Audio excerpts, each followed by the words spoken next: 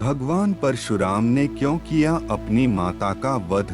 तो दोस्तों, इस कहानी को शुरू करने से पहले मैं आपसे अनुरोध करूंगा कि अगर आप नए दर्शक हैं तो कृपया मेरे चैनल को सब्सक्राइब करें।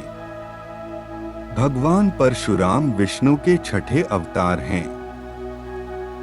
उनके पिता का नाम जमदग्नि तथा माता का नाम रेणुका है। वे अपने 4 बड़े भाइयों तथा माता पिता के साथ गंगा नदी से कुछ दूरी पर अपने आश्रम में रहते थे।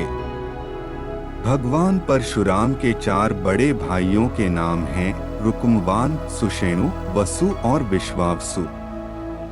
भगवान परशुराम अपने माता पिता के आदेश का अक्षरशः पालन करते थे। माता पिता के प्रति उनकी श्रद्धा अथाह थी। एक दिन की बात है, माता रेणुका हवन पूजन के लिए गंगा तट पर जल लाने गई थी। जल लेकर लौटते समय उनका ध्यान जल विहार करते राजा चित्ररथ एवं अप्सराओं पर पड़ा। वे इस दृश्य को देखते रह गई और एक लंबा समय इसमें बीत गया। महर्षि जमदग्नि हवन पूजन हेतु बैठे हुए थे और उन्हें देर हो रही थी। तभी उन्होंने अपनी दिव्य दृष्टि से जानना चाहा कि आखिर देवी रेणुका को इतना विलंब क्यों हो रहा है।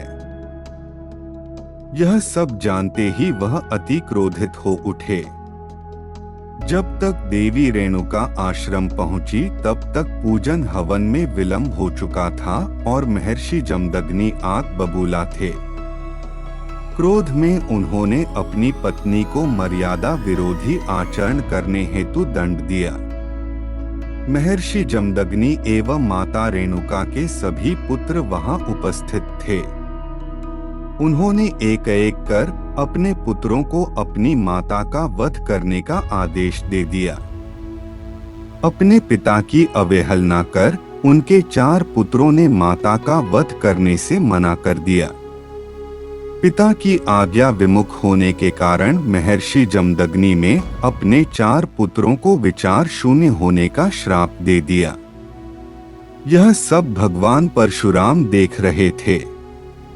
तभी महर्षि जमदग्नि ने अपने सबसे छोटे पुत्र भगवान परशुराम से माता का वध करने को कहा। तब भूत भविष्य जानने वाले भगवान परशुराम ने बिना एक क्षण समय व्यतीत किए अपनी माता का सर काटकर उनका वध कर दिया। यह देख महर्षि जमदग्नि अति प्रसन्न हुए। उन्होंने अपने बेटे परशुराम से 3 वरदान मांगने को कहा। तब इन सब बातों को पहले से जानने वाले भगवान परशुराम ने 3 वरदान मांगे। पहला, माता रेणुका पुनर्जीवित हों और उनके 4 भाई स्वस्थ हो जाएं। दूसरा, इनमें से किसी को भी इन बातों की स्मृति न रहे। तीसरा, वे दीर्घायु एवं अजय हों। भगवान परशुराम की मांग सुनकर महर्षि जमदग्नि को अपने क्रोध का एहसास हुआ। तथास्तु कहकर उन्होंने अपने पुत्र को 3 वरदान दे दिए। महर्षि जमदग्नि समझ चुके थे कि कोई भी पुत्र ऐसे अपनी माता का वध नहीं कर सकता जब तक वह स्वयं भूत भविष्य जानने वाला ना हो। मन ही मन उन्होंने पुत्र धन रूप में प्राप्त भगवान विष्णु को प्रणाम किया।